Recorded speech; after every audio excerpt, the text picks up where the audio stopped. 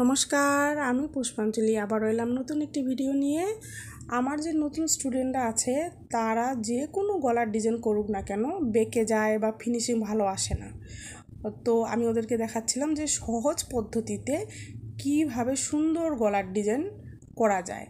তো কাপড়ের দু সাইডেই আমরা কি করব, যে ফর্মা বসিয়ে সুন্দর করে দাগ দিয়ে নিব। দু সাইডেই খুব সুন্দর করে দাগ দিয়ে নিব, ভালো করে ভাঁজ করে বল পিন লাগিয়ে দাগ দিয়ে নিব। ঠিক একই রকম করে পেস্টিংয়ের উপরেও ফর্মা বসিয়ে সুন্দর করে কলম দিয়ে দাগ দিয়ে নিব। যে প্যাটার্নই করি না আমি কেন, সুইট হার্ট হোক, গোল গলা হোক, যে কোনো হোক, দাগ দিয়ে নিব। পেস্টিংও দু সাইডেই দিব, আর বাড়তি রাখবো আমি 1.5 ইঞ্চ করে। আর আমি স্টুডেন্টদেরকে পুরনো কাপড়ের উপরে শেখাই, কারণ নতুন কাপড় কেনা অত সম্ভব না, তো পুরনো কাপড়ের উপরে শেখাই।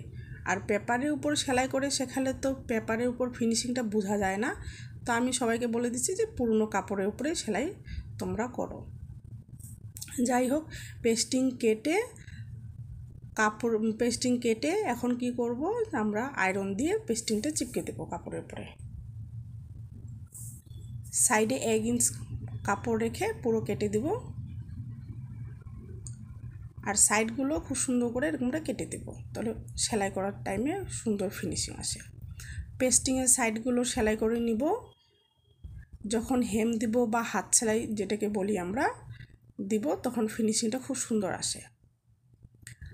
দেখো, সাইডগুলো যদি আমি কেটে না দিতাম ফিনিশিং ভালো আসতো না। খুব সুন্দর করে মুড়িয়ে মুড়িয়ে সেলাই করে নিতে হবে।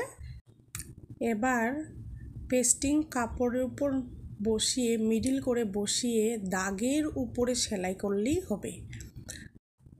এবার আমার আর ওই ঝামেলাটা নেই যে সেলাই আমি করব কোথায়, দাগের উপর সেলাই করলেই হয়ে যাবে।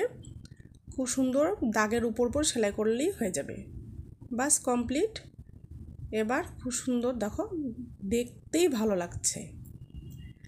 এবার 1/2 ইঞ্চ কাপড় রেখে কেটে দেব সুন্দর করে। একটু তো বাড়তি কাপড় রাখতেই হবে। তারপর সাইডগুলো ছোট ছোট করে কেটে দিতে হবে। কেটে দিয়ে উল্টে আয়রন দিয়ে চাপ সেলাই দিতে পারো, নাও দিতে পারো। দেখো কি সুন্দর ডিজাইন।